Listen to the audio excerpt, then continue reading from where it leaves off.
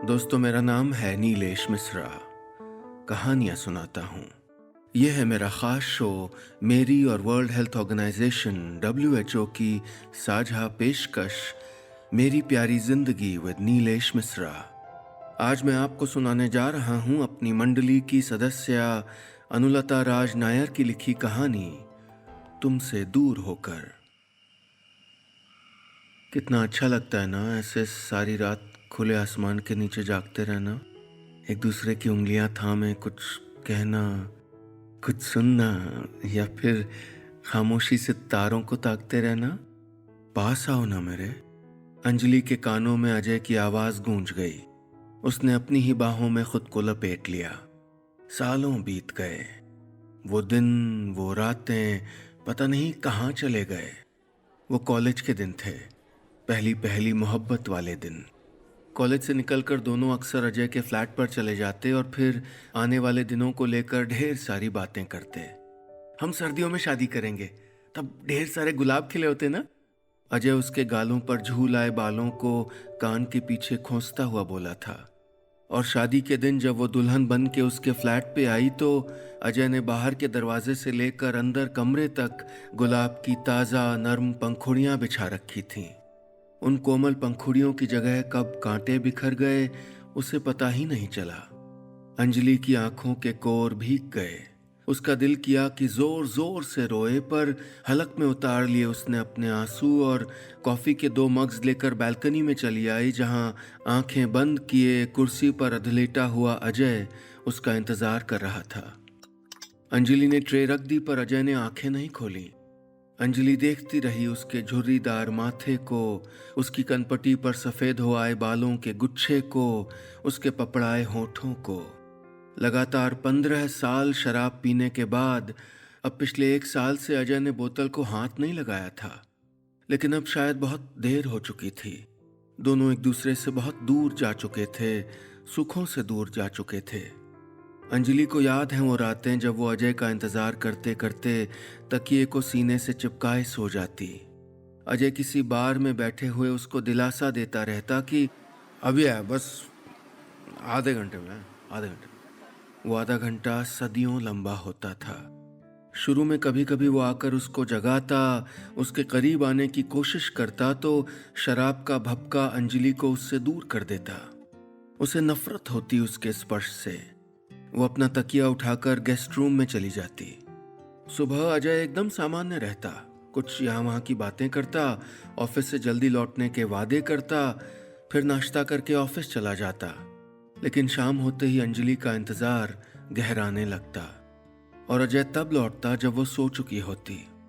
अंजलि ने बहुत कोशिश की उसको समझाने की। अजय, हम पहले की तरह क्यों नहीं रहते? कहाँ चला गया वो लवर? अंजलि जानती थी और शायद अजय भी समझ रहा था कि शराब उनके सुखों के बीच दीवार बन रही है। उसके समझाने पर वो भड़क जाता, बेहूदी बातें करता। चली जाओ ना फिर किसी के पास जो दिन भर तुम्हारे साथ बैठा रहे, तुमको प्यार जताए। हाँ, नहीं तो तुम्हें बस यही सब सोचता है भाई, हैं? अंजलि कसमसा के रह जाती। वो उसके दूर होते जाने की वजह भी जानती थी। समझती थी कि शराब ने उसको खोखला कर दिया है, उसका आत्मविश्वास खत्म हो चुका है। वो अंजलि के पास न आने के बहाने बनाने लगा था। जानता था कि उसके करीब आकर भी उसको सुख नहीं दे पाएगा। उसे अपनी इस कमजोरी, इस कमी का एहसास हो गया था। उसने बहाने बनाना भी छोड़ दिया और खुद को पूरी तरह शराब में डुबो डाला। अंजलि ने भी अपने आप को काम में उलझा लिया। कॉलेज की नौकरी के बाद कोचिंग इंस्टीट्यूट में भी क्लासेस लेने लगी। लौट के वो खुद भी इतनी पस्त हो जाती कि उसे अजय के साथ की चाह ही नहीं होती। रातें साथ गुजारना तो दूर, दोनों साथ कॉफी तक नहीं पीते थे। अरे तुम कॉफी ले भी आए? मुझे नींद लगी थी शायद। अजय कुर्सी पर सीधा होकर बैठ गया। अंजलि भी बीते दिनों की कड़वी यादों से वापस लौट आई। उसने एक कप अजय को पकड़ा दिया।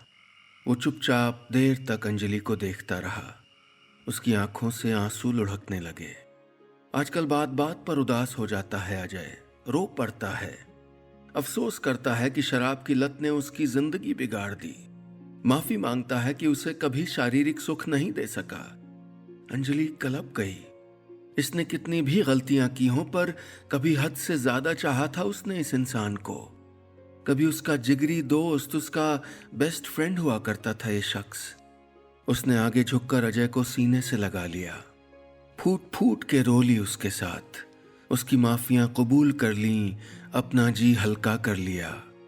उम्र की ढलान पर थे दोनों, पर जिंदगी अब भी बाकी थी। दोनों अब भी साथ थे। अंजलि ने हौले से उसके माथे को चूम लिया। अरसे बाद दोनों ऐसे करीब आए थे। वो जरा सा हंसते हुए आहिस्ता से बोली, अब हनीमून की उम्र तो रही नहीं, चलो साथ तीरथ ही कराए। अजय मुस्कुरा दिया। उसके उदास चेहरे पर जरा सी रौनक आ गई। उसने अपना फोन उठाया और झट से अपने ट्रैवल एजेंट को फोन लगा दिया। पता नहीं कितने सालों बाद उसकी अंजलि ने कुछ मांगा था। पता नहीं कितने सालों बाद आज वो मुस्कुराई थी। बस इतनी सी थी ये कहानी। दोस्तों, ये थी मेरी मंडली की सदस्य अनुलता राज नायर की लिखी कहानी तुमसे दूर होकर। क्या शराब की वजह से आप भी कभी दूर हुए हैं किसी अपने से, या आपने किसी को ऐसा करने से रोका है? बताइए मुझे। कोई किस्सा शेयर करिए नीचे कमेंट्स में मेरे साथ। और हाँ, अगर आप चाहते हैं कि आप या आपके जानने वाले शराब नहीं छोड़ पा रहे और उनको कोई मदद चाहिए, तो ईमेल करिए poisonswelove@gmail.com पर, यानी poisonswelove@gmail.com पर, या दिखाइए वेबसाइट poisonswelove.org।